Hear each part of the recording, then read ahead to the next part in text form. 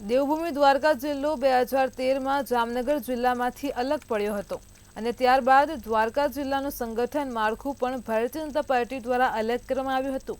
તો 2022માં જિલ્લા ભાજપ કાર્યાલય બિલ્ડિંગ બનવાનું શરૂ કરવામાં આવ્યું હતું, જેનું આજરોજ પ્રદેશ ભાજપ અધ્યક્ષ સી.આર. પાટીલના હસ્તે લોકાર્પણ કરાયું છે.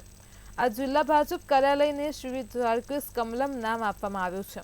આ કાર્યાલય 7000 ફૂટના વિસ્તારમાં વિશાળ બિલ્ડિંગમાં બનાવવામાં આવ્યું છે અને જેમાં તમામ આધુનિક સુવિધાઓ અને સગવડ પણ ઉપલબ્ધ છે.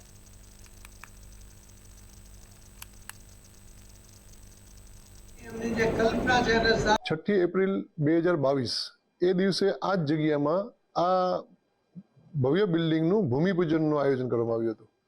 ત્યારબાદ ક્રમશઃ 7000 ફૂટ જગ્યામાં આશરે 20000 ફૂટ જેટલું કન્સ્ટ્રક્શન કરી અને જે કાર્યકર્તાઓને આધુનિક સુવિધાઓ મળી રહે, જેમાં કાર્યકર્તાઓ બેસીને પોતાનું કામ કરી શકે, સંગઠનની જવાબદારી સંભાળી શકે, એના માટે આ બિલ્ડિંગમાં તમામ વ્યવસ્થાઓની વ્યવસ્થા કરવામાં આવી.